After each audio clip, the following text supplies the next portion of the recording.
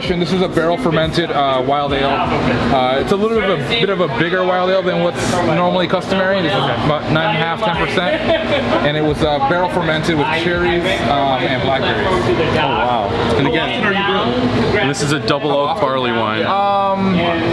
Depends on the time of year. I mean, right now I've got a stout in a barrel right now, and I've got a 15-gallon barrel with this same base with peaches and Sauvignon Blanc grapes. So there's lactose in it too, which also contributes to the body. But for sure, I mean, yeah, it's a big grain bill. But yeah, as far as the boil, I want to it was about 2.5 hours, so it wasn't anything extreme. It wasn't like a big long 4-hour boil. Right. All right, so again, this is the Fruition. It's a Imperial Wild Ale. It's bigger bodied than most and fermented in a barrel with Balaton cherries and blackberries. And for about a 10-gallon batch, it's about 40 pounds of fruit total. 40 pounds? Yeah, so about 4 pounds of fruit per gallon. The grocery stores must hate you. I don't know if you guys are familiar with Peter Ruby Produce at all. They're in Plainfield. So they do like crazy cheap like produce, really good quality stuff, and I needed peaches. So I went to and they had a special on peaches, and I'm like, you guys have like, I walked in, there's like a whole shelf full of peaches, right? And I'm like, do you guys have like full boxes in the back? I can just buy a box from you guys? Like, no, whatever's out there we have. I'm like, oh man, all right. So I just grabbed a cart and just raked the entire, completely bought the amount of peaches, and I feel like I got some dirty looks on the way out from customers that, hey, We're there to buy. I asked for full cases first, and that's all we got. I'm like, all right. Funny. Well, this is like cherries just jumping out. This is incredible. Yeah, seriously. This is wild fermentation. Did you use a wild yeast, or was it like spontaneous, or? It's not truly wild. It's Lactobacillus pedicoccus. Okay. It's like a blend of various. Okay, yeah. Yeast. It was the way that I do my sours is a little bit what I assume is different. Normally do a clean fermentation first with typically fruitier, sweeter yeast strains, and then I re-ferment in the barrel with all the fruit. So the fruit is what kickstarts the fermentation, the second fermentation. Okay. How long did you let it go for? This was in a barrel for about 3 months. It was a 15-gallon barrel. But it was whole Balaton cherries from King's Orchard. Basically, ordered like a 50-pound bucket.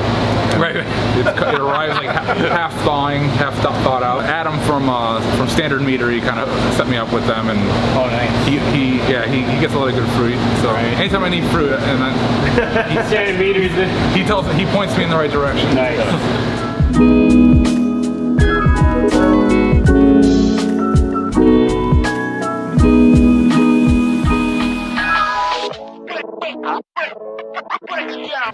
During primary fermentation, I dropped in oak staves that I basically steamed them and boiled them just to get all the bourbon spirit out of it, and then I soaked it in cognac. Let it really saturate, and then halfway through fermentation, I dropped them into the fermenter and then let it age for about 2 or 3 months after it was done fermenting with those staves in there. And then right before winter, I got a neutral New American Oak barrel, so just charred, no spirit beforehand, and finished it in that over the winter. Oh wow! So it wasn't too aggressive. So that New American Oak barrel is where you get that little bit of a barrel char in the finish, and also that spice that you mentioned. Lots of like just deep caramelized sugar. I got toffee, vanilla. This is awesome. Thank you. This is awesome. Yeah, you get a little. Well, I was praising me too aggressively barrel aged, but it's not. No. Anything with double oaked, I get a little like I don't know, but this is good, man. Yeah, so barley wines are actually by far my favorite style to brew, and one of my favorite styles to drink. With brewing in general, actually, I should say, barley wines and brewing barley wines specifically, it's one of those things where I kind of do the things that I wish other breweries would do, or like Anabasis from Side Project. I'm not going to pay $400 secondary market for that. Right. So I tried to do something that was similar to Gravity and had the characteristics that I like in barley wines, that rich toffee flavor, a lot of the actual oak character, not just spirit, but the oak itself. So just kind of bringing out the elements of what I like about barley wine. I love it, man. Yeah, that's what homebrewing is all about, man. You're making stuff that you can't get, or something you wish would have been made, and that's the best. That's the best part about homebrewing for me. That's the reason I started brewing, is because I have a ton of ideas. Or I wish this beer had more of this. I wish the dark fruits in that were dialed down. Right. And or had a bunch of great adjunct ideas that hadn't been done, or again, I wish they were a little bit different. And homebrewing kind of gave me the opportunity to bring all these ideas, to fruition, to no pun intended, to bring them to reality and kind of make the beers that I would want to drink. Absolutely. Yeah, so it's been a wild ride, and just seeing the complete outpour of support and love for what I enjoy doing is very cool. awesome. Right, it means you're doing something right. There's you can tell there's a ton of passion. There's a ton of thought behind this. These don't just happen.